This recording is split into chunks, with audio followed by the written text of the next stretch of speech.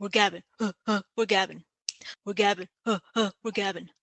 We're gabbing. We're gabbing. Welcome to GABbin Gabbing with Greicy. and Heather. I made every effort to stare in the refrigerator and try to decide what I wanted to drink and was too indecisive. So I just have iced tea today. Oh, look at It's you. hot as hell. Hot in We're here. recording this in the summer. It's hot in here. Hot in Take off all your clothes. You say what you're drinking? I'm sorry. Oh, I'm drinking Air Collet. It's the same one from last week. I haven't been drinking that much. But you know what? It's summer. You got to have your rosé. Well, this week we are talking about The White Lotus, season 3, which is on HBO Max. This season takes place in Thailand, specifically on the island of, and I'm going to apologize in advance, I meant to go online and see how to exactly pronounce this, but I forgot. Koh Samui. That sounds right. Samui. So it's Koh is the first word, and then Samui. So I think it's Koh Samui or something similar to that. It sounds familiar to me. Yeah. And this is a Mike White production. Do you want to say all the gazillion people that are in this? Okay, let's see. Hopefully I don't, accidentally forget somebody. We have John Greaves returning as Greg Hunt. And if you don't know, you better remember who he is. Natasha Rothwell as Belinda Lindsay. Leslie Bibb as Kate Bohr. Carrie Coon as Laurie Duffy. Walton Goggins as Rick Hatchett. Sarah Catherine Hook as Piper Ratliff. Jason Isaacs as Timothy Ratliff.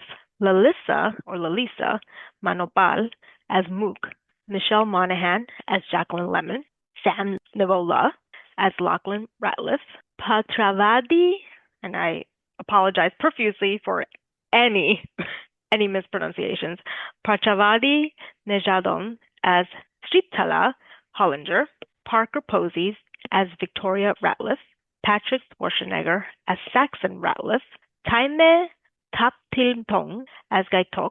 Amy Lou Wood as Chelsea. Arnas Fedarashvicius as Valentin. Christian Friedel as Fabian. And there's someone else who is, or probably a couple more people who are missing. Sam Rothwell. Oh my gosh. What is the name of his character? Frank. I don't know if they say the last name, but his first name is Frank. Boy. Charlotte LeBon as Chloe. And I don't think you said Scott Glenn as Jim Hollinger. No. Oh, Nicholas Duvernay as Zion, which is Belinda's son. Dom Hetricul as Dom Ponchai. Oh my gosh, I forgot about these two fools. Julian Kostov as Alexei, and Yuri Kolokholnikov as Vlad. Shalini Perisis as Amrita. Morgan O'Reilly as Pam. And I think that was it in terms of the staff. They always have such a big group of people. Jeez Louise. I think you maybe got everyone. Our boy here. Wait, when did we have the voice? He's Kenny. Who's KU1? Data, short round.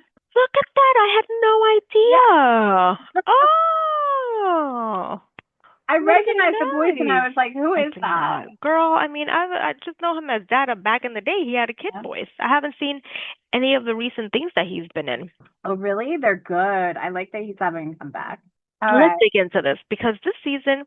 Oh, but so you, Ki-Hwan Kwan is Kenny, the voice of Kenny. Jin.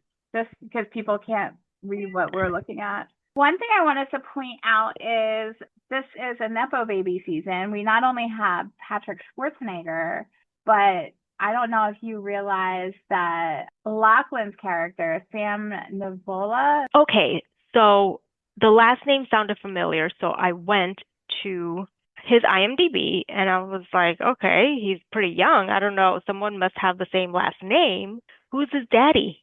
I didn't recognize his daddy, but his mother is Emily Mortimer. Oh, really? Yeah. And I think his father is, I don't know if he's an actor, I can't remember, or if he's, just in show business. Okay, I need to look. Alessandro Nivola. Yeah, is he an actor? If I'm not mistaken. Yes, okay, thank you. That is him. All right. Okay. Yeah. I knew I wasn't going crazy because that's exactly who I pictured in my head. And I was like, wait a second, that's not him. I'm going to send you the link so that you can see.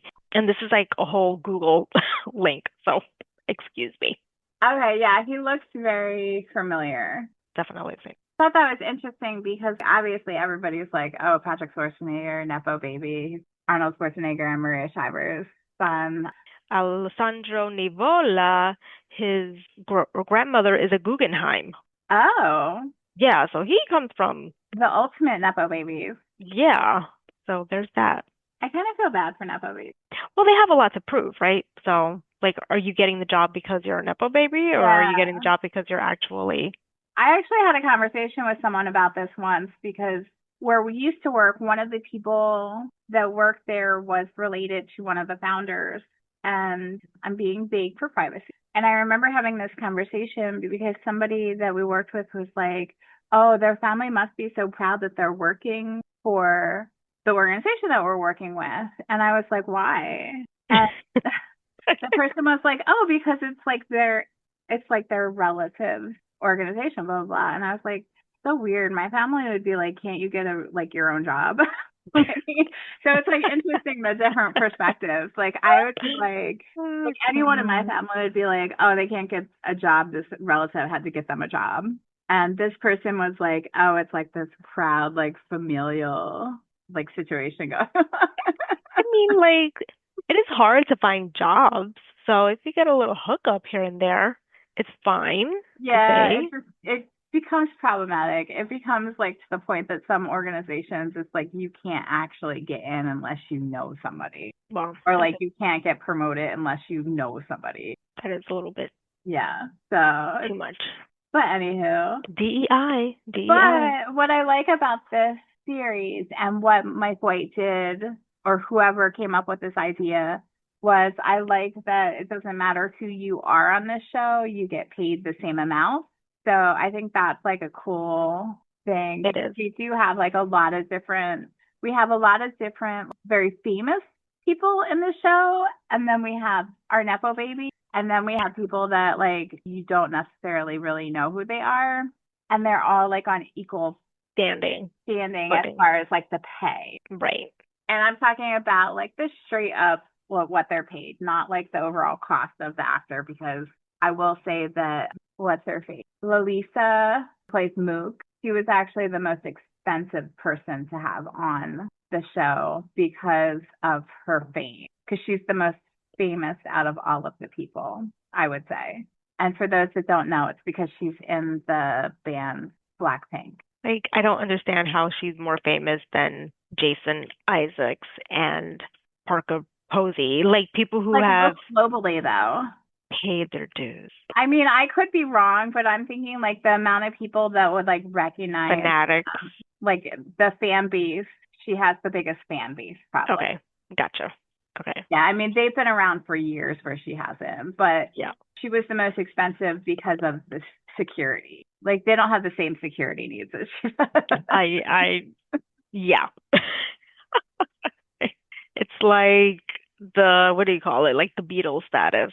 Yeah, exactly. I have a lot of thoughts about not episodes, but of the relationship.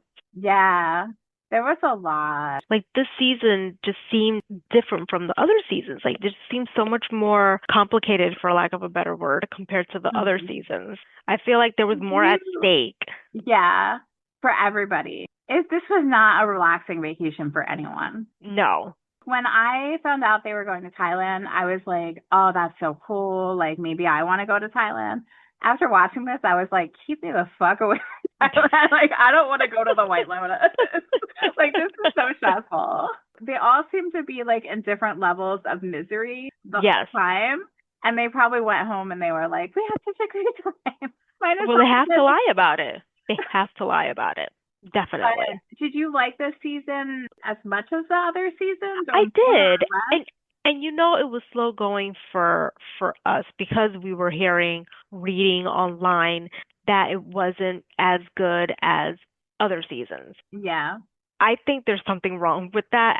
Having watched the whole entire season, obviously, maybe it was just different and people didn't like that.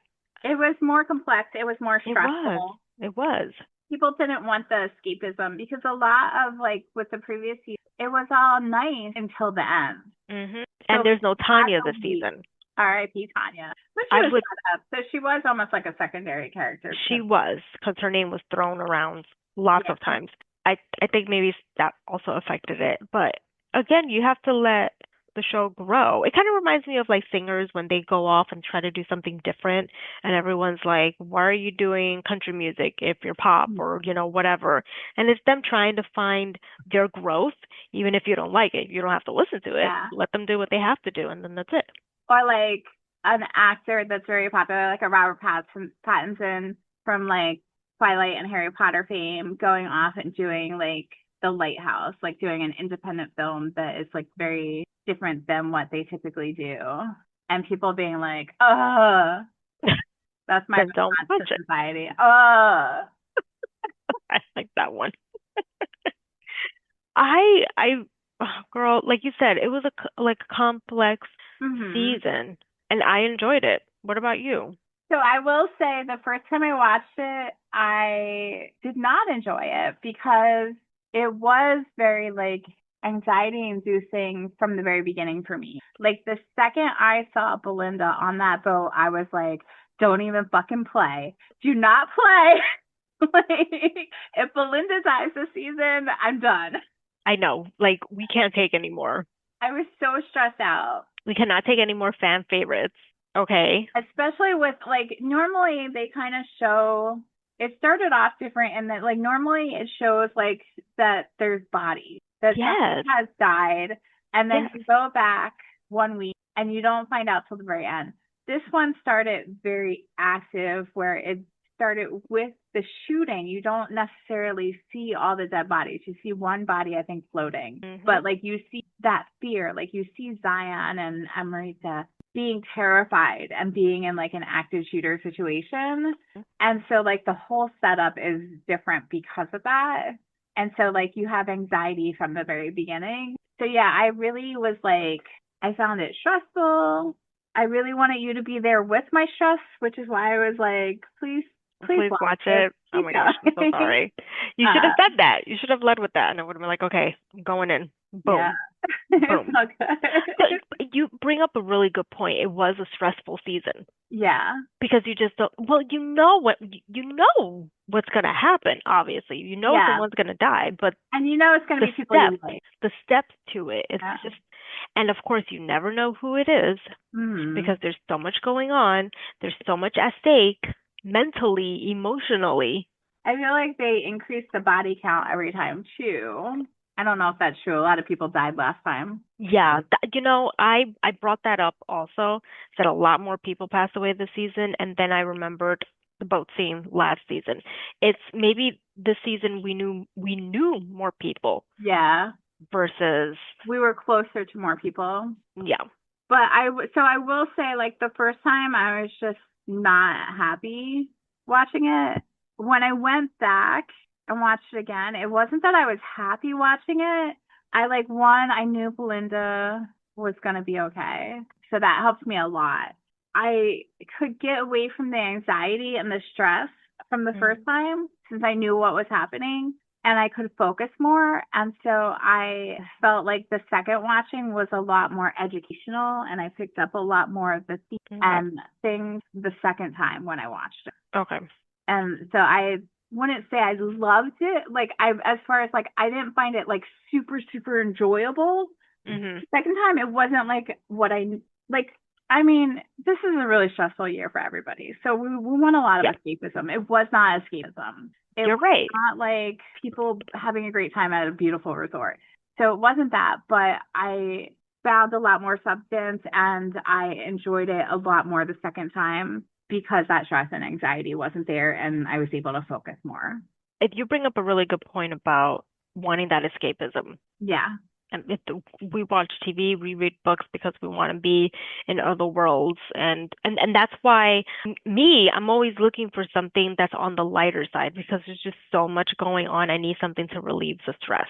So that's why I'm not like rushing to watch like The Summer I Turned Pretty or Wednesday.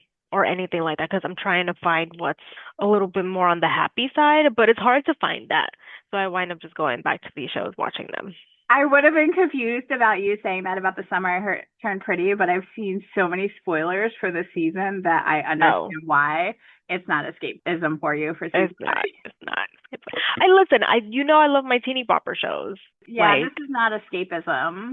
White Lotus isn't ever meant to be, but they definitely took it a step up. We could start with Laura, Kate, and Jacqueline. So when I tell you, ladies, the Fab Five, that we need a White Lotus vacation without the murder, I do not mean the kind of White Lotus vacation without the murder that these three ladies are having, because they like to talk shit about each other They're not in like the fakest, nicest way. very good friends. Like all of my relationships with my girls were not like that at all. Like this is a toxic girlfriend relationship. It stems from insecurity. Yes, that is it. They're more frenemies than friends. And maybe they're with each other because of Jacqueline's fame. Could be. I didn't think about that. I was thinking more like they don't know how to not be with each other because they were That too. childhood friends. But That like too. you have like childhood friends that you grow drastically different opinions and lifestyles away from. Mm-hmm. They don't have to remain your friends. They don't. Or Or like you don't have to like you could just say like we're not like tight like we used to. Like or they you kind of hang can on to just, that. or it could be just simply not as tight as it used to Yeah. be, because I have those as well. So it's not that there's no love there, it's that we just Yeah. grew apart. There's You still an still care about them. appreciation. Yeah, exactly. Exactly. That seems to also be the case with them because at the end of it all, they've forgiven each other and they have at that moment moved on. Yeah, like that speech that Carrie Coons gives What's her name? Lara. Okay. Lara. I always have to like think I would keep wanting to say Lori or something like that. Like yeah, because they are very different. They're different but they're the same. No, it is Lori. I was about to, it's Lori. I have written down Lara. It's Lori. Lori. IMDb has her as Lori. Okay, maybe I wrote it down wrong then. That is a name Lori. that I have not heard in a very long time. Lori. That's very 80s. It is. Yeah. Okay, sorry, I got distracted. So why I was saying it's kind of the same is that Lori, she even says like you've always or we've always been like this, where like I think she was mainly talking about Jacqueline. Yeah. And I forget exactly how she described it, but like basically like this is what you always do when talking about Valentine, because like the whole week she's pushing Lori on Valentine and then she goes and sleeps with him and then she tries to deny it and everything. Right. And she gives that whole like talk to Kate about like I have to, as a famous person, I have to deal with people gossiping all the time and I don't need it from you guys. And I was like, wow, a way to gaslight your friend. Like you totally did what she saw you do. And now you're going to act like she's gossiping. Yeah. So you don't look like the bad guy because you know exactly what you did. So Lori says like she's always been like that. Kate has always been the person who like she has to pretend like her life is like perfect when it's not. She brings up that so Dave is Kate's husband, and apparently at Laurie's wedding, Jacqueline was all over Dave. So like just trying to show like this is an example of like how you always do this sort of thing. Mm-hmm. So that's what I mean by like they're while they she always wants what the others have. There's still like that essence that they even had when they were younger that is continuing on, that is like not very nice. It's toxic, like you were saying. They're just accustomed to it. Yeah. It blew up and now everything's okay. And eventually it'll blow up again. I mean, don't they go away every year? I don't think they do because I don't think that they've seen each other for a couple years. Okay. Maybe they try to. And I think Lori is going through a divorce at the moment, right? Or it had already passed. I think it already had. Like she's going through divorce. They're going through things. Like she's going through divorce. There's issues with her daughter, I guess, over the divorce. She's in this stagnant job that she had thrown everything into. She talks about how like her job she turned into her religion because she's kind of trying to compare it to Kate and how Kate has become very religious, like Texas Austin religious, which that's a whole vibe. They're so different, all They of them. are. They are. But they say like she just adapts herself to Yeah, whoever she's with. like she probably took on her husband's personality, and when they moved to Texas, she became very Texan, Austin Texan. She has to adapt. I said to his personality, but actually to her environment. It's like a survival technique, probably. Yeah. So yeah, I really am curious on like where they grew up together because they've known each other, I think, since they were like in ninth grade or something like that. Yeah. Because they are so drastically different. I didn't think about that. I didn't think about that either. I just assumed that they kind of grew up in the city or not like close to East the city, Coast. maybe a suburb close to the city. Yeah, East Coast, And like now some you assume suburb just on the outskirts. they really do represent the country because we have, or somewhat, we have like the New Yorker and Lori, we have Hmm. like the Texan and Kate, and then you assume that Jacqueline is like California Yeah. as like a famous actor. Interesting. But Hmm. yeah, like every time like they weren't together as a trio, there was discussing the person not around. Yeah, and they had equal opportunity. It was Mm-hmm. Lori with Jacqueline, Jacqueline with Kate, Kate with Lori. I actually applaud Mike White and the writers in being able to show relationships like that because for a long time it looked like Kate and Jacqueline were the two closest ones. Yeah. And I Oh, still think so even up until the end. Like yeah. Lori looked like the odd man out. And Lori, like physically, she isn't as quote unquote desirable as the other two, and she looks like she's tired. She has bags under her eyes. Like she's like Mm-hmm. really going through the ringer also. So that also kind of made her to me seem like the odd man out. And you have like your close knit friends within a group. Like this is the one that I'm going to go to and talk to the most about this. Yeah. But maybe I'll go to somebody else to talk to them about that and so on and so forth. That dynamic that was shown was spot on. Yeah, agreed. They physically removed her too. Hmm. Her room was separated from the two of them. I really liked too that, and I wish that Kate would have brought this up, but she didn't. I really liked that they showed her hearing Lori and Jacqueline talk about her.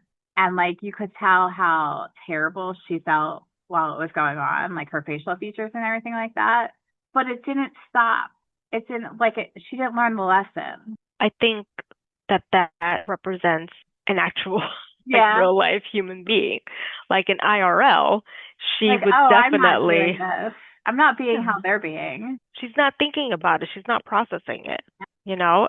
But that doesn't mean that she's not going to later on when she's at home on her own thinking about the trip. Hopefully, hopefully. Yeah. Although with the trauma that happened at the end, they're now trauma bonded as well. Ex- And you saw that on the boat when they're leaving. They're all huddled together, like yeah. they joined forces again. Yeah. I was going That to was a mention roller that earlier. coaster. It was. Because it was like a very high of we're so excited to see each other to all the like talking about each other and like all the past shit coming up to like trying to like come back together and have a conversation where like Laurie talks to them at that final dinner and then like the trauma of like seeing people get murdered. It's like the whole thing was like a roller coaster for them as a group. Yeah. Yeah. Crazy. Hopefully they got their money back. Um, I think anybody on that trip should have gotten their money back. I would just be like, get me on the next boat out of here. I don't care about getting me the money back. Just get me the fuck out of here. That's true. Yeah. Well, Rick and Chelsea got their rooms comped, so there was no money for them regardless of what happened to them. Why did that happen? I don't even remember. That happened because Something. Chelsea, with the robbery, Ah, he yes. got them to comp their room. And Rick was like, good job. And then the rat list, the White Lotus isn't getting paid for any of that because there ain't no more money. Well, they'll be happy to have some money back at the end of it all. Are we like transitioning to the We next group of could. people because Do you we have any final thoughts on the lady? no. Just I think Jacqueline is I Calm think down. she's insecure and Big time. lonely also. Like she was hoping Big that her husband, is it, or is it boyfriend, who's younger, husband. They've been married husband. for a year and she says they're addicted to each other. Yeah, but I And guess that the doesn't rest mean of them are anything. like, ha ha ha, yeah, like that's not gonna last. You've only been married a year. Yeah.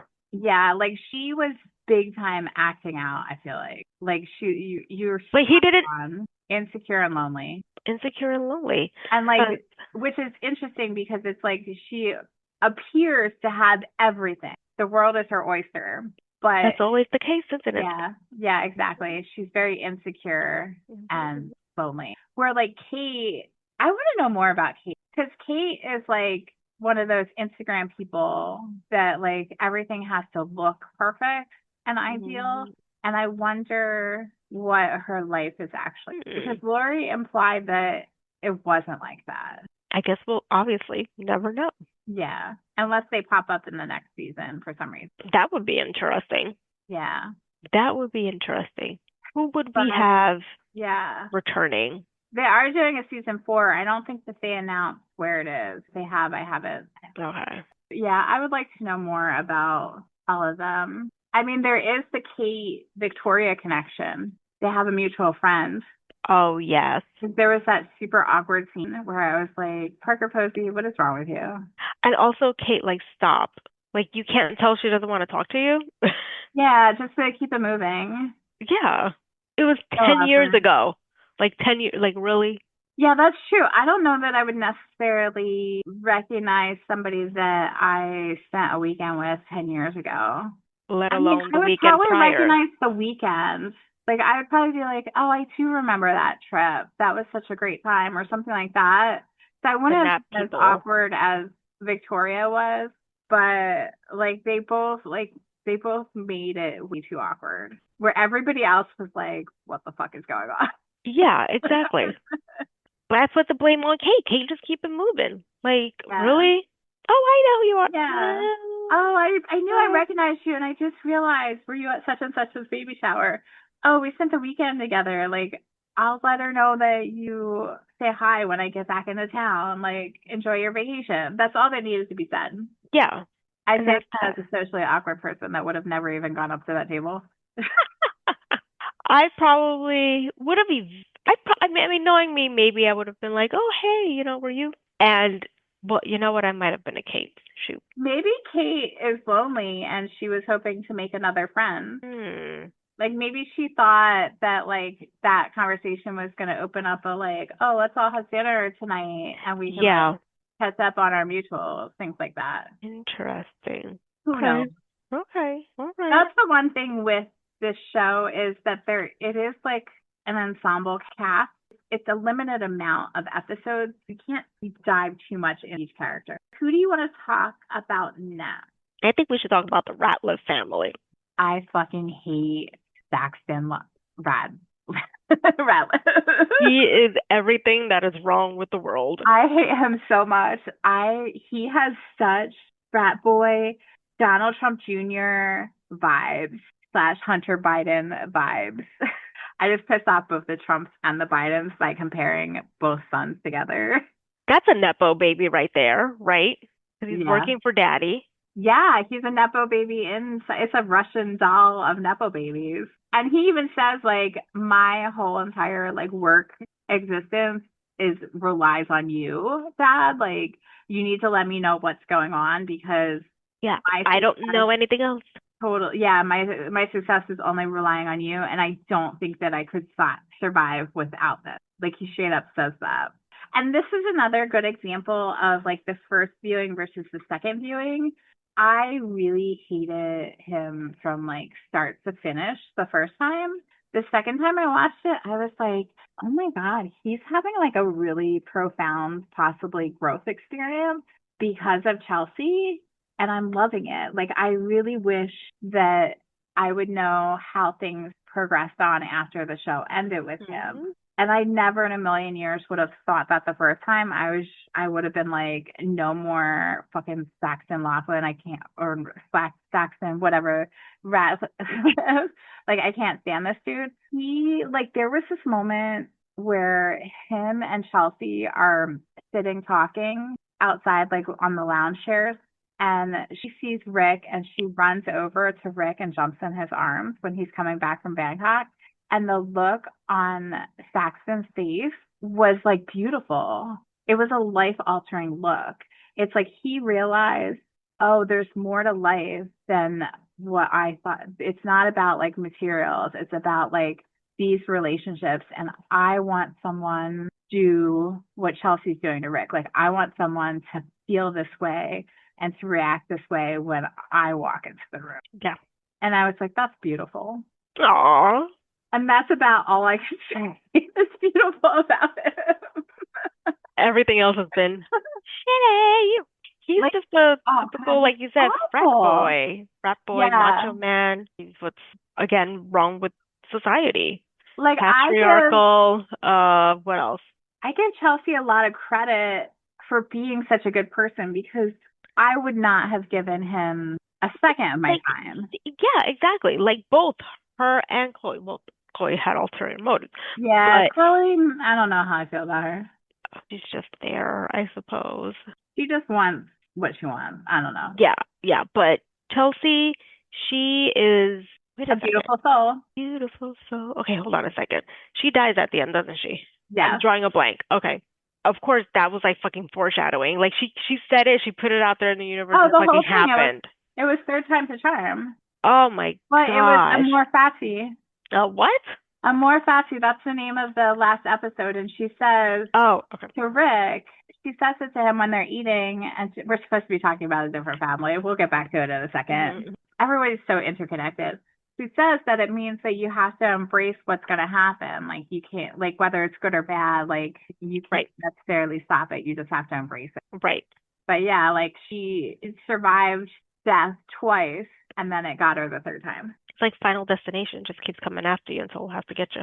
Back to Saxon. Saxon, because of Chelsea, he was starting to slowly, you know. He read the book pretty fast that she gave him. Really fast. Because he went to Duke. He went to Duke. He's not a stupid guy. He's just arrogant. He had everything handed to him. Yes. So it would be really interesting to see what happens next, because we see it ending with him getting on his phone and realizing what is happening to his family and what it's going to mean for them and him with like his career and stuff like that. So I think that he has the potential to become a really decent person and continue that growth experience. And I really hope he does. I was this close to expecting Daddy Ratcliffe, can't remember his name, finally getting the phone back, Jason Isaac's character, finally getting the phone back and hearing that everything got cleared up, everything's okay. Oh, really? I was. That they were going to get like a hall pass. Or he, I should say. So, like, Kenny somehow protected him? Or, yeah, I don't know. Kenny was, like, becoming a witness. Like, Kenny felt like he was taking everybody down with him. Yeah. But somehow, some way, he was going to... Because we're so used to rich white people getting away with things. Well, I think it would have been a lesson to him. But not to Saxon or Piper. But Saxon is already having his own experience elsewhere. But that could have digressed him. Going back to the world as is. Mm-hmm. And Piper acknowledging that she can't, you know. That was really interesting. That was like, sorry, I'm interrupting you, but like that was very like profound. That was like such a like white girl moment. Like a white privilege. She was honest with herself, and it was difficult for her to be honest with herself. But I think that because of where she was trying to go and being who she is, she has a better footing than Saxon, for example. Like she self-reflects better. She, I think, would be more understanding of others' situation. And did you notice that? Obviously, Mama Ratliff, Parker Posey, I can't remember, Victoria took her shopping and the clothes changed. like not too much, like it was still like not looking like a hoe or anything like that, not like too, out there, but the color was a little bit more bold than subdued. I was like, okay, like she had like She's a black dress embracing with that life. like pink flowers. Yeah, she was embracing that life. Like she was happy to do that, and happy to acknowledge like I do like these things and it's okay for me to like these things. And it's okay for me to, even though she felt bad about it, not want to live in this situation. But she could do good elsewhere and not just have to be so opposite. Like she was just so adamant in being opposite of her family as probably a way of rebellion, I was just of about to say it's rebelling. for rebelling. Yeah, she was a little bit too old, in my opinion, for that. But Well, she was in college. eh, A lot of people rebel in college, I feel like, because like you're away from your family you're away from your and family and you're thinking learning more. differently. Yeah. Yeah. And then Lachlan, oh boy, that poor kid. Oh, I felt so bad for him. He's Like, the ultimate people pleaser, and he knows it. I he like that knows, how he's like, there's a lot of big personalities in my family. yeah. I like, But I thought for sure he was gay because of how he kept looking at his brother. And it's like, oh, yeah, I can't, like, and then the whole scene where he jerks his brother off. yeah. I'm here I don't know thinking you how were to just describe talking about the kiss. And I was like, well, this isn't really incest, I would say. And then when she jerked him off, I was just like, oh, this is awkward. And the fact that he just was like so wasted, didn't even realize what he did, and then all of a sudden, in the most inopportune place, he realizes what happened. Yeah, Oh my gosh! And I'm glad that they actually talked about it. yeah. Lucky was an interesting character. I liked him, but I wanted to shake him the entire time. He's a kid, though. Yeah, he's like very young. He's still in high school. He's trying to figure out what he wants his life to be. He has these like very polar siblings that he both cares about and looks up to. And he's kind of like stuck in between them as they're pulling him towards each other. He's like always stuck in the middle. And then he's self-aware. Like he says, I'm a pleaser. He's a survivor. He's trying to survive this family. And I thought it was really interesting to tie into his like surviving mode that like Tim recognizes of his family, Lockie's the only one that could survive Right, in his mind what's about to happen to the family right, because he doesn't think that the others will survive it because of how they are. right. But like And I like mean, I Victoria think he would already be okay. saying, Oh yeah. I don't what'd she say? "I don't think I'm I at know." at this stage in my life, I don't think that I'm meant to be uncomfortable or something like that. Yeah. I freaking love and hate Victoria. I mean, can you really hate her? Like, you can hate Saxon, but can you really hate her? She's such a character. And she is, But I like think, just because of, Rocky needs therapy. don't they all need Yeah, some but like I feel therapy? like he's the best of them in a He lot of is, ways. Like he is a survivor. And literally. I loved that like I don't know, I wanted to hug him. I wanted to shake him and I wanted to hug him. I loved that he went with Piper to please her to the meditation center and then found something for himself there. Like I hope he does go back there and live Well, you see, I don't think that he found himself there. I think that there. Interesting. Say more. he felt that what he did to his brother was wrong. Like, he can't believe he did it, even though he was like, what was it that he told Saxon about it? Like, I think I thought at all. That's interesting.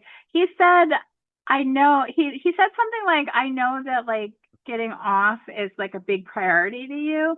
And I saw you right, there by yourself and I like, felt bad and I just wanted you to be able yeah, to get off, like which is what you find important. yeah. And him being a people pleaser, he went and he helped his brother Yeah. out, but I think he knows that maybe he shouldn't have done that also. Because Yeah. really, it's Saxon. I mean, he was pissed drunk, so right, his mind wasn't exactly in the I'm right on drugs. place. Oh yeah, that's Yeah. yep, both. Whatever Bad drug that combo. was. Exactly. So I just thought that was his way of escaping the situation. Granted, he would have had to wait, I think, because I don't think he could go, or maybe he could. I don't know what. I don't remember if he wanted to go at the same time. I think he did as Piper. He So did. But I don't it know was, what time of year it is. Like I don't know if he's like still got some high school left and then he was gonna go or if it was the summer. I don't know. I felt like there was still like he's 16. He still has like a year or two left. I think he's 16. Well, he got into two colleges. He got into both his Oh, mother and his father's that college, is and they were right. like tearing him back and forth He still about like hadn't just made a working with him. decision. So you know what? So then he was going into college then. But like, is it like the spring? Like, does he still have to, like, are they on spring break or is it the Mm, summer? I guess that's what I wasn't sure about. that's a So really like, good question. yeah, because he does leave with his family. He doesn't stay at the meditation center. So I'm assuming it's maybe spring break and Okay. they have to go back. He's going to finish high school and then he'll possibly either go to college or go to the meditation center. That seems likely. Yep. I think he'll do a lot better when he's away from his Well, family, but whichever way he goes. Zion, it has to be the Oh, end of, he took finals. You're right. it has to be the end of the school year, but college ends earlier than high school. Well, it depends though, because I think, and listeners, if you're in the United States and living in the South, please let us know. I believe that in the South, they end school earlier and they They start do school earlier. earlier. Yes, like Florida, they start in August and they end in Yeah. May, if I'm not mistaken. So it could be May, like just at the end of the school year. Okay, all right. And he probably still has time to make a decision as to which university, college he wants to go to. I Maybe don't know how he's soon a you need to know. junior. Maybe he's a rising senior. But how do you can't you can't apply for a college when you're a junior. You're supposed Yeah, to you can. apply. You can? Well, I never Oh did that yeah, shit. usually by like Christmas time, senior year, you know where you're going to school. Exactly. So like But you it's apply because your you senior apply year. the way I did it, and when I did it was I applied in the fall and I knew by the winter or something like that, Yeah, you can or apply your September. junior year. Okay. Okay. Yeah, I guess we shouldn't get too bogged down on this, but he is high school, whether he's like a rising senior or he just graduated. Like he needs to be the fuck away from these people because they're crazy. They are.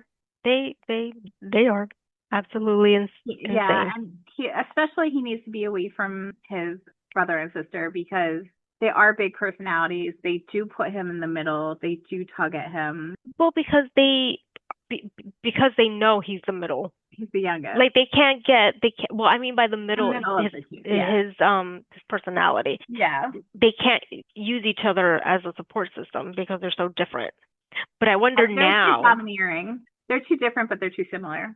I would argue Mm, that. mm. But they're too domineering. Like, yeah, they know that they can talk to him and that as the pleaser of the family. But he still will side more with Saxon because he left her in the dust a couple of times. Yeah.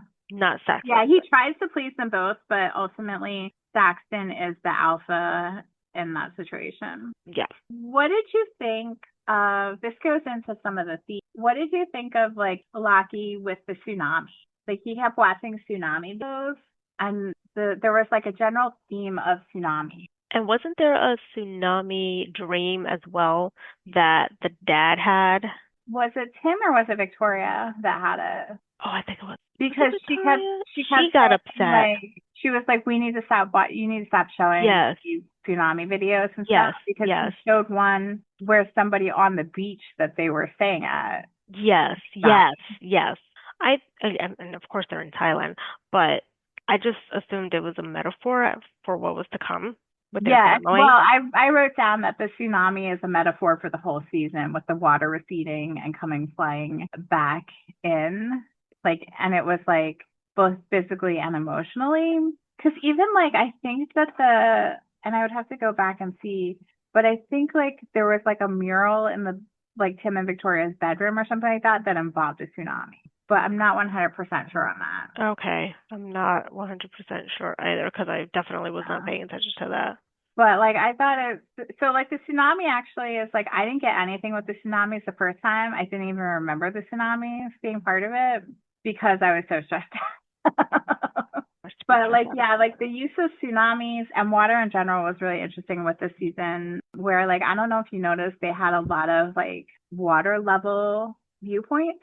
So you would have like somebody in the pool and you would see them at their Hmm. viewpoint where like you actually see partway below the water Yeah, and then you yeah. I've had never like noticed the that. the monk was talking about how when people die, like when Tim asked people dying, that like a Hmm. soul is like a drop of water flying into the air, and when it Hmm. comes back to join the ocean, which is the consciousness, that's the that's what death is.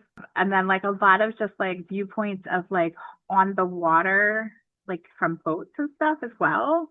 It's a very water focused season where I don't think they necessarily did that with the previous two seasons, even though they're all on islands and obviously water and boats and things like that. There's something about a tsunami that inspired the season. Yeah. Do we want to talk about Victoria and her Lerazepam? I don't have anything to say about Victoria. I feel like I did at one point tell Tori I feel like she was the only one that was stable in that whole entire family because Kind she was of is. true to herself. That's Not a to say that really Lachlan big one. wasn't, but he's still at an age where he's trying to figure himself out, right? But Victoria knows who she is. Yep, She embraces it. yep. She's a Unapologetic. hot mess. Yeah, she's unapologetic. Like she actually did well without the pills. Yeah, And I don't know if she ever realized that. yeah. I mean, she had one moment where she's like, I'm going to have to drink myself to sleep. Yes, But other yes. than that, like, she went the whole week without her pills. Yeah. Meanwhile, Yeah. Meanwhile, Daddy Tim, Warbucks, yeah, he was definitely like comic relief. yes. In the first episode, she says, this isn't like necessarily comic relief, but like just some of the things that like she said were like really fun. Just the way she talked about her life with him. In the beginning, in the first episode, she says to the staff, like, you're going to see we're like a normal family. And I was like, that's a wild take for you. Yes. Like, I can tell already that you are not a normal family. Yes. Yes. And Um, yes. And you wouldn't be yeah. here on the show otherwise at the White Lotus. Her outbursts were funny. When Piper says that she wants to move here, Oh my God. she's like, you want to move to Taiwan?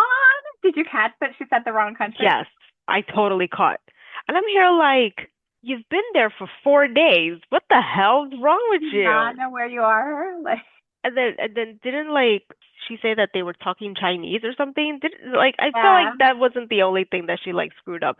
yeah. She said However, Chinese. I wonder if she was doing Oh that no, intentionally.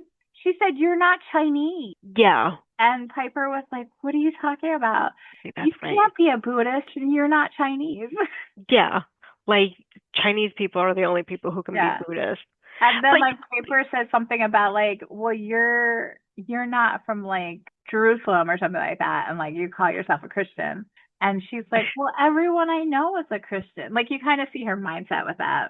yeah, exactly. But I want to say like she's not a dummy, No. but she's a somethingist. Like she's just it's Christian, obviously Christianity or the highway, and that's that. Well, it's my worldview. My Or world, yes, highway. thank Like it's you. like she's so That's why I said if. she's embraced her life and what it is.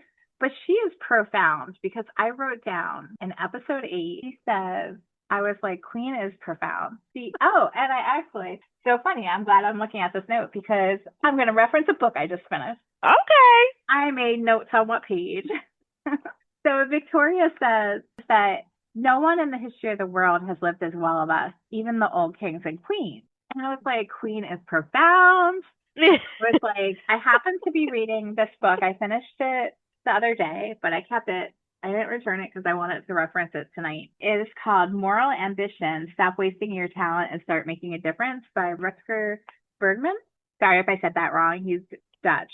But it reminded me of something that I had read in this book on page 123. And it is chapter 7, Find Out What the World Needs and Make It Happen. And so it's talking about medical technology specifically and how people have like increased just like exponentially like people's lifespans because of medical advancements and stuff and how you can be part of that. And it starts out in with this chapter as in 1863, the richest man in the world, Nathan Mayer Rothschild, died of a simple infection that we can cure today with a course of antibiotics for a few bucks. For thousands of years, just about anyone, just about anywhere could suddenly keel over from diseases we now shrug off or which we have eradicated entirely. And it goes on to talk about it's even with kings and queens and stuff, and how until the year 1800, nearly half of all children died before reaching adulthood. And it gives some examples, like Charlemagne, who lived from 747 to 814. He had 7 brothers and sisters, but only 2 lived to their 18th birthdays. King Edward of England, who lived from 1284 to 1327, had 11 sisters, but only 5 survived adulthood. All 3 of his brothers died before their 12th birthdays. And then this is like alarming. Anne Stewart, from 1665 to 1714, was pregnant no less than 18 times, and only one of her children survived early childhood. And that child, on his shortly after his 11th birthday, got sick and died. Like it's like heartbreaking, and like I can't like wrap my head around those statistics. And so like I was like, Victoria, you are our profound queen in this episode. Like Victoria and Chelsea are like the most profound characters of all, I feel like, in this. And I'm gonna throw in our boy Saxon. No, not Saxon. Fuck Saxon. Saxon had like a profound moment. But no, like somebody that we haven't talked about yet, and I hope I say his name correctly. Where are you, bro? Where is he? Our security guard. Gaitak. Yeah, or Gaitak. He also had some like profound moments where he was talking about like the Buddha and things like that. But yeah, like overall though, I would say like Victoria and Chelsea are our profound queens of this season.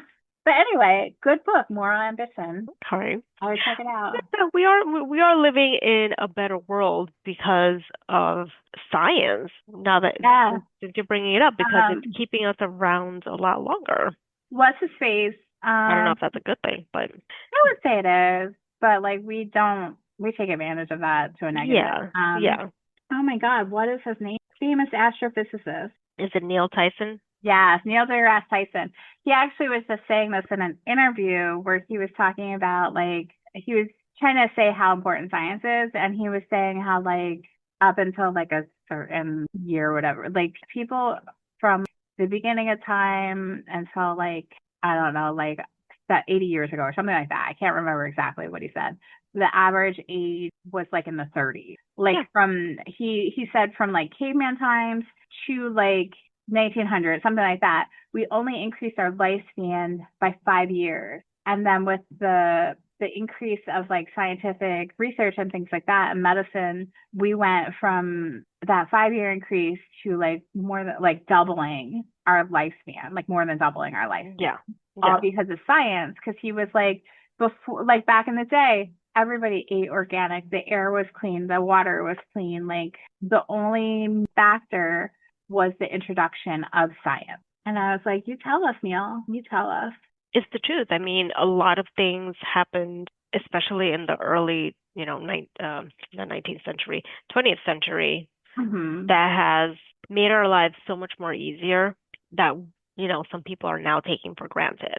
Yeah, I mean, the vaccines themselves and like I'll shout out another book. Read The Immortal Life of Henrietta Lacks. Like that's all about the HeLa cells and how because of Henrietta Lacks and her dying of cancer, we have like the polio vaccine and other vaccines that have like profoundly changed the world.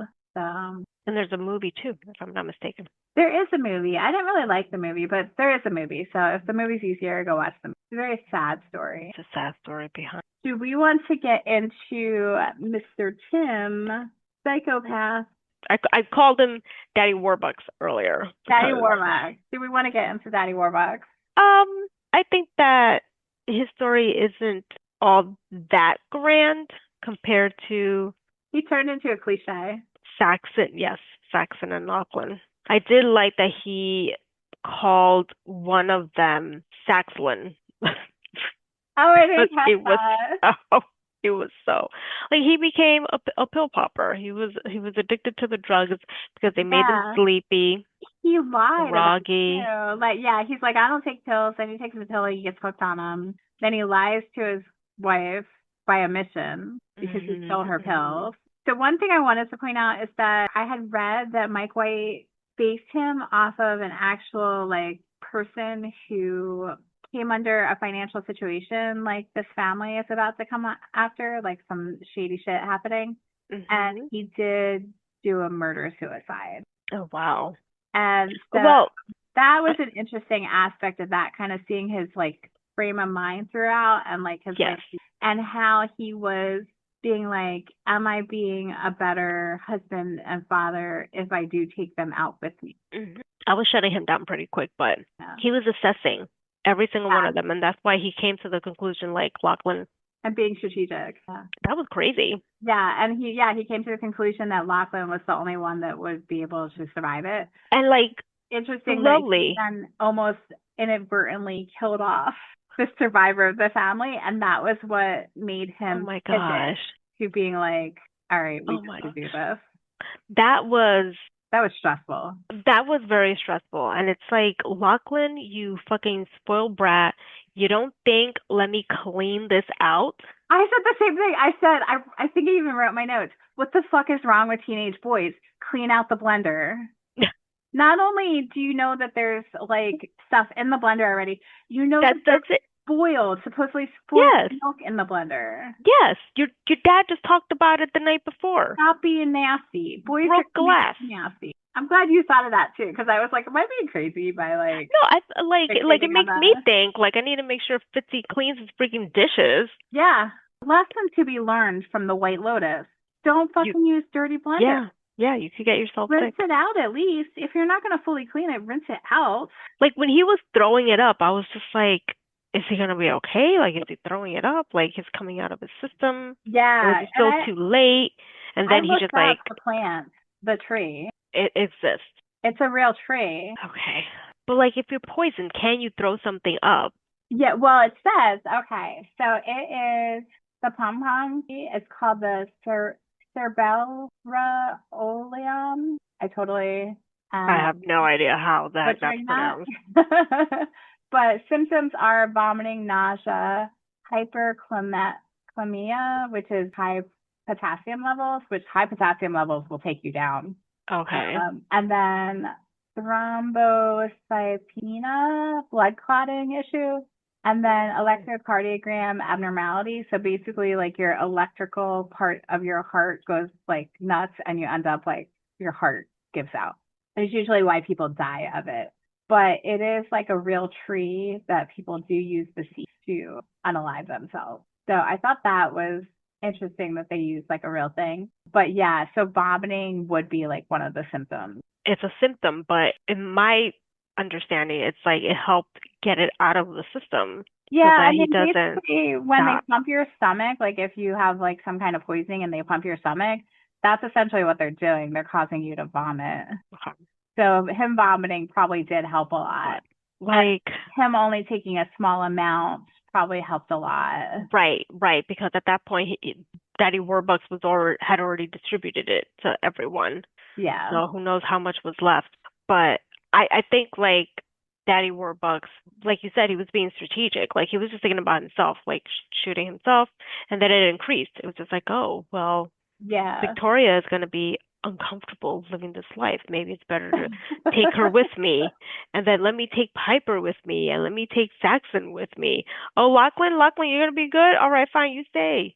Forget about the whole You trauma stay. of like your whole entire family dying. Like, Yeah, he'll be fine. with no money and going to God knows what next of kin and so Yeah. on and so forth. So yeah, Wild time. wild times. Oh my gosh. So yeah, that family is something. They really were. Like the first season, that family, of course, another rich family, was just like annoying compared to these guys. Like these guys are legit crazy. Yeah. Like you guys have nothing on these. I don't even Absolutely. remember what y'all did. In my notes, I wrote, "Why are boys gross?" Why are they? Why are they? Across Oh, the board. goodness. What do you want to talk about next? Do you want to talk about, what is it, Rick Walton Goggins' character and We Chelsea? can talk about Rick and Chelsea, and that would also tie in with the owners of the place, Jim and Satala. That was a whole funny scene where like nobody was saying her name right, and I couldn't figure out how we actually say it. Shritala. And Vivian kept being like, Shritala, and she'd be like, no. And I'm like, are they saying the same exact thing? Like, what's happening right now? It's probably so slightly off that we can't notice it, but Yeah. she notices it. Yeah, exactly. I really would have liked to know their dynamics, like their backstory dynamics, because like she says at least once or twice, are we ever going to have fun again? And so it makes me think that Rick was very different prior to them coming to the White Lotus. I was under the impression that he was a man on a mission for a very long time. And then he came across her, got so, when you first meet somebody, you're just so like taken away with them that Mm-hmm. you don't realize, not that you don't realize, you kind of forget certain things and, Get your distracted. friends and thank you.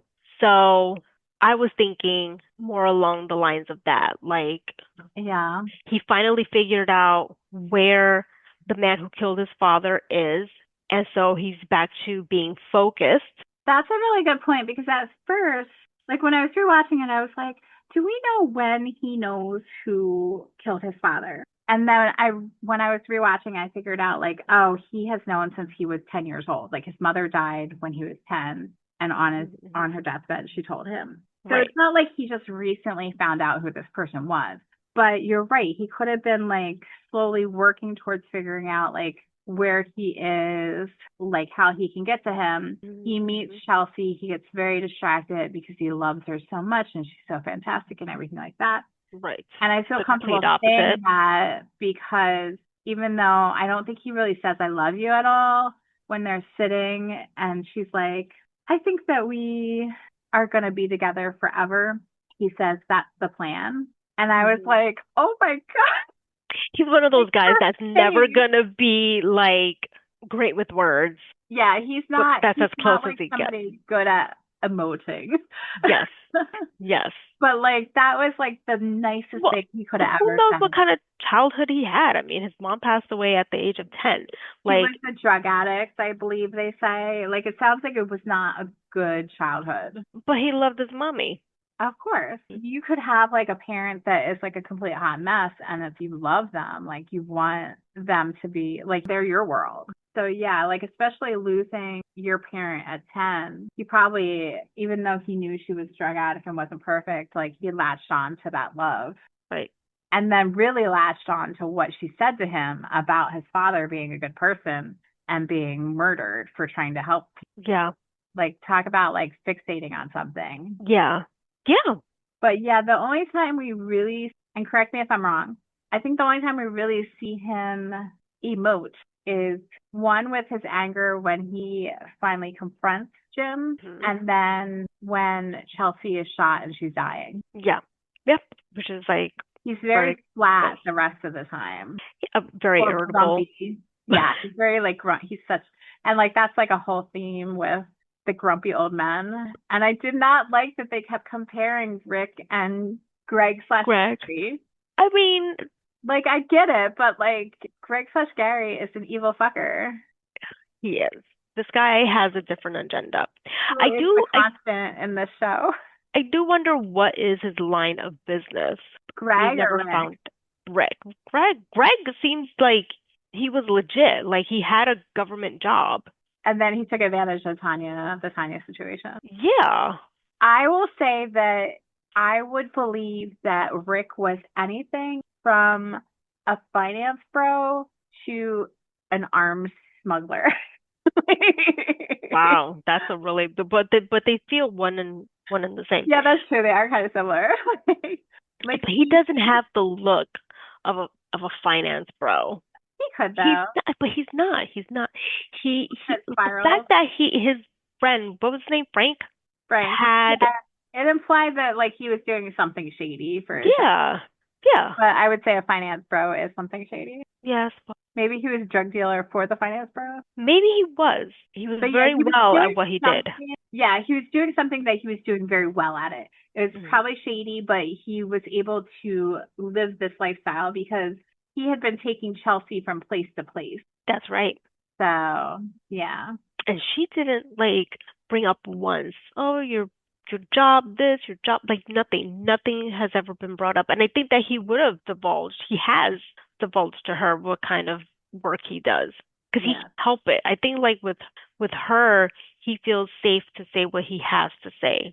And she She was gets a it good out of teacher. him. Oh, and that's right. Rick was seeing the therapist, Marika. which she was very Which, helpful. wow, that was such like, I was thinking about like how kind of the butterfly effect, how like if she would have just changed one slight thing and said, Mhm. "Hey Mhm. Zion, can I just have a few minutes? Rick really needs to talk to me about something. Can we start a Yeah. second?" Yeah.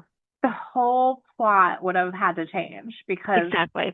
he wouldn't have run into Jim. It wouldn't have happened. Yeah, none of the deaths probably would have happened. And when that scene did pop up that he was desperate to talk to her, I was surprised that she didn't tell Zion. Yeah. Like, I feel like when you have a patient like that, and I'm not an expert, maybe Dr. Lucy can tell us, you should definitely talk to them, even if it's for 10 minutes, and because you don't know what they're Stabilize capable them. of. Yeah. Yeah, yeah, thank you. That surprised me a lot too, but I mean, they had to do it that way for the plot of the series. Yes, yes, exactly. Do you have anything else to say about Chelsea or Rick?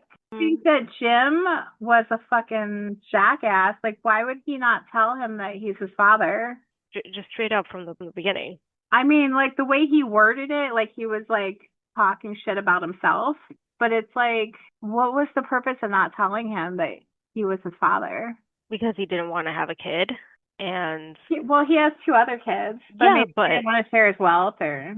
or maybe he just didn't want to be with her, his mom, because he was talking shit about the mom. He probably didn't think she was worth it and like Well, didn't it want to have sounded like anything to do with her, he didn't know that she was pregnant or something. Like, because he was like, "Oh, I remember your mother," and then he says your father wasn't a good man. which he isn't, right? Yeah, like he wasn't saying anything that wasn't true, but he wasn't Right, like I'm that not good man. right. It was a very sad storyline because he had come to terms with everything and everything seemed good. And it was like, of course, that's when everything has to go drastically wrong Of and course, they got to take our girl Chelsea out. of course. And he's stuck with that. Oh, wait a second, but he gets shot too. What am I talking about? Yeah. So they wind up being together forever Yeah. I in mean, the they were not afterlife. lying. They spent the rest of their lives together. They did. That was a big red herring when she said that. Like I know, like that, and saying like, oh, it comes in threes or whatever it was that she said. I'm just like, Mhm. really? This is so it's probably her. She's the one that's gonna wind up dying. But there was Yeah. just so much more that went along with it. That was shocking. But his relationship with Frank, was quite the character. Frank was wild. Right. But like it makes you there's I really have a question no about Frank. point in his storyline. I think it was just to showcase that Rick isn't as fucked up as he probably thinks he is. Frank is the one that's fucked up. Like of all the people that he knows, Frank is fucked up, right? Because he's so confused about himself. He has no idea what the fuck is going on. And His and like that's that. face the whole time that Frank was telling his story was pretty funny. Yeah, yeah. And just, I don't know if you knew because I didn't know until, watching The White Lotus that he, the actor, is married to Kate in real life, Leslie Bibb and Sam Oh no, Rockwell. I didn't know that. Yep, they're married. So I wanted to know if you thought he explains his whole thing about like the short version is he is addicted to Asian women and to the point that like he wants to be an Asian woman being fucked by a man who looks like him.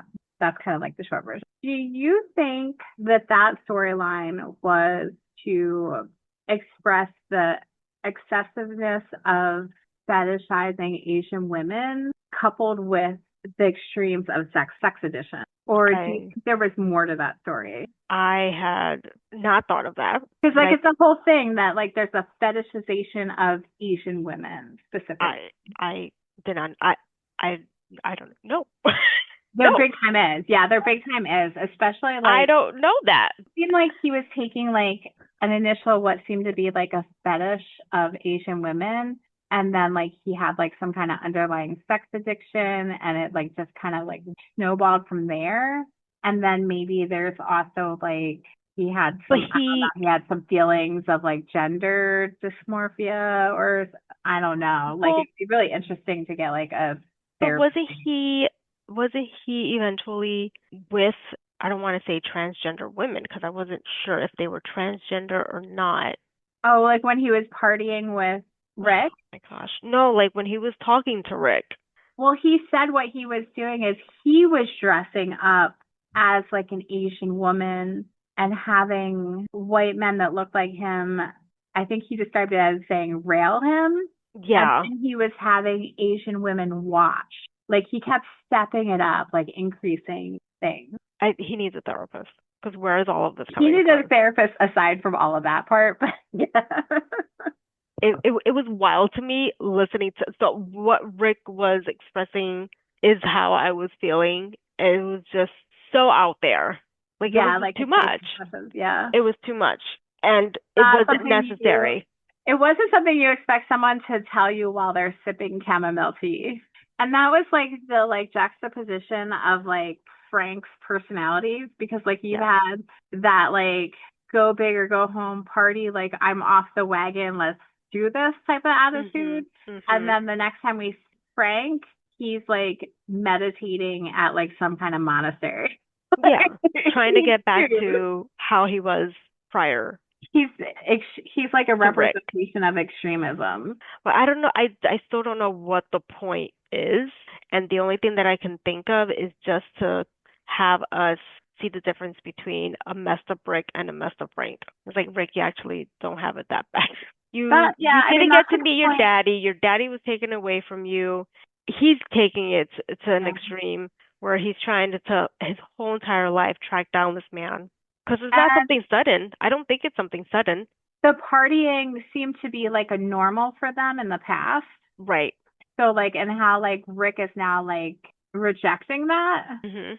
and going home to Chelsea. Shows a big Yeah, it shows growth. growth. Yeah, Big growth. where like Frank seemed to grow, but he like backslid immediately when in a situation where he's in with somebody in his past being Rick. Mhm. And Rick didn't even necessarily like do much to trigger that, but he sure did trigger it. Sure did. Give him Yeah. the taste. So Sam Rockwell, bravo on like telling that story so like chill. Yeah. But I mean, he seems like the right person to make that Yeah. delivery Yeah, because that's you're true. not also anticipating him because he seems like to be like the tough guy all the time for him to show that like Yeah. quote unquote vulnerability, but he was comfortable with Rick because they've known each other for such a long time. Yeah, and it's kind of interesting. Like he's bringing him a gun, so he's bringing him like a way to be violent, Mhm. and he's sitting down, but he's sitting down with him, drinking the chamomile tea, telling this absurdly wild story in such like a calm, gentle way. Bravo. Well, so we kind of got through the like guests of the resort Yeah, we this did. time. Next time, should we come back and talk about this more staff side of things? Yes. All right. Well, we're going to wrap it up for tonight, but we'll come back to you next time with more on season 3 of The White Lotus. In the meantime, let us know what you thought about kind of the guest type people. So the Ratliff, the group of 3 friends, and Chelsea and Rick. And I guess we also have to talk about, we'll say the local. Next time we're going to talk about the, because we'll talk about Okay. Gary slash Greg and the different staff and stuff and Chloe. Okay. Sounds good. But yeah, let us know your thoughts. Our Instagram is at GABbin Podcast, or you can email us. The email address is gabbinpodcast@gmail.com. And thanks for listening to GABbin. Go check us out on Instagram, like and follow us. Check out our other episodes. We are on all the major platforms where you can find your podcast. Feel free to buy us a coffee. Please do. We need it. Talk to you next week. Thanks for listening to GABbin. GABbin. We're GABbin. We're GABbin. We're GABbin. We're GABbin. We're GABbin. We're GABbin.